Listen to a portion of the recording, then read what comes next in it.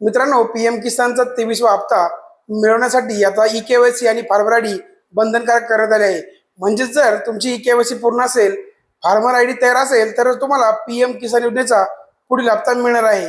आणि ह्याच कारणामुळे अनेक लाभार्थ्यांचा 21वा आणि 22वा हप्ता मिळाला नव्हता. यासाठी सरकारने एक विशेष मोहीम हाती घेतली आहे.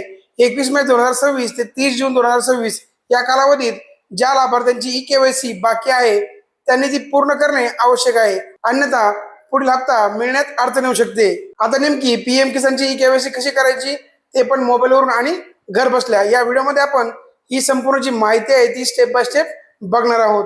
व्हिडिओ शेवटपर्यंत पहा आणि जर तुम्ही आपल्या चॅनलवर नवीन आला असाल तर आत्ताच आपल्या चॅनलला सबस्क्राईब, फॉलो आणि या व्हिडिओला शेअर करायला विसरू नका, कारण आपण असेच कामाचे व्हिडिओ तुमच्यासाठी घेऊन येत असतो.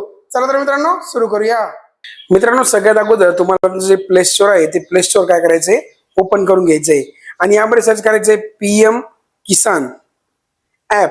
सर्च करून घेतल्यानंतर जी पहिली ऍप येईल बघा, ही ऍप आपल्याला काय करायची, इन्स्टॉल करून घ्यायची. आता ही ऍप इन्स्टॉल होईपर्यंत आपल्याला आणखी एक ऍप घ्यायची, ती म्हणजे आधार फेस आरडी ऍप. ही ऍप दिसते बघा तुम्हाला, सेम ऍप आपल्याला काय करायची आहे, घ्यायची आहे.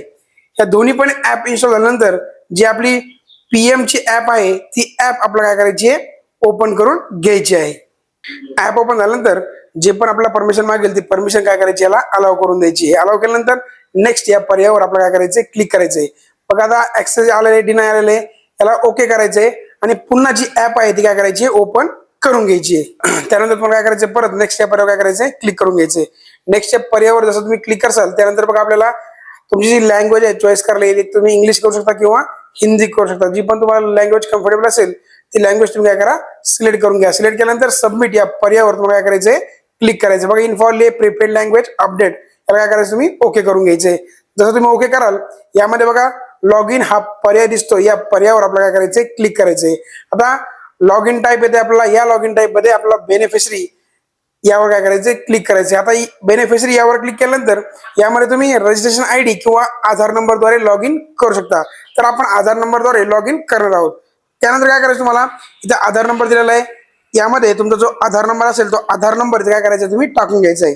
जसं तुम्ही आधार नंबर टाकून घ्यायचा त्यानंतर बघा स्पेशल ई-केवायसी लॉग इन या पर्यायावर आपल्याला क्लिक करायचे. जसं तुम्ही स्पेशल ई-केवायसी लॉग इन या पर्यायावर क्लिक करसाल त्याच्यानंतर तुमच्या समोर कन्सर्न फॉर्म एक येणार आहे. त्याला काय करायचं, तुम्ही टिक मार्क करून घ्यायचे, म्हणजे ऍग्री करायचं आणि स्कॅन फेस यावर क्लिक करायचंय.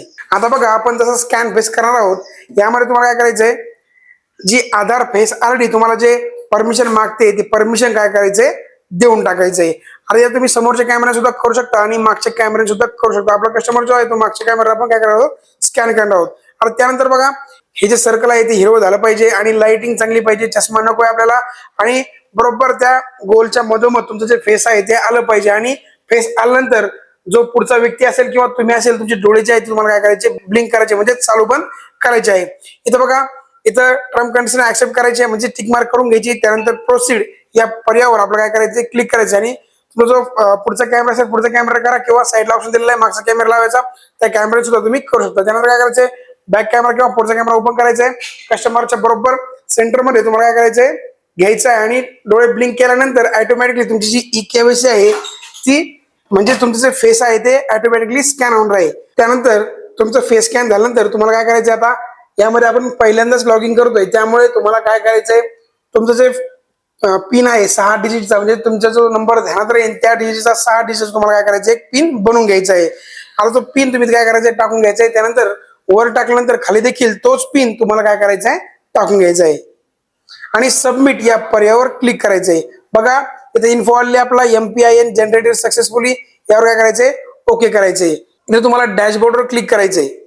इथे बघा इथे तुम्हाला सगळी जी तुमची इन्फॉर्मेशन आहे ती इन्फॉर्मेशन येऊन जाईल. इथे बघा तुमचं लँड रेकॉर्ड सीडिंग आहे का नाही, आधार सीडिंग विथ बँक आहे का नाही आणि ई-केवायसी स्टेटस हे तुमचं पूर्ण झालं आहे का नाही, अशा प्रकारे तुमची जी ई-केवायसी आहे ती तुम्ही पूर्ण करू शकता. आणि जर तुम्हाला दुसऱ्या कोणाची तुमच्याच ऍपवरून ई-केवायसी पूर्ण करायची असेल तर ई-केवायसी फॉर अदर बेनिफिशरी यावर क्लिक करून तुम्ही आधार नंबर टाकून सर्च करून दुसऱ्याची जी ई-केवायसी आहे ती तुम्ही करू शकता. अशा प्रकारे तुम्ही तुमची केवायसी करू शकता. व्हिडिओ आवडल्यास त्यास आपल्या चॅनलला सबस्क्राईब, फॉलो आणि या व्हिडिओला शेअर करायला विसरू नका, कारण आपण असेच कामाचे व्हिडिओ तुमच्यासाठी फक्त घेऊन येत असतो.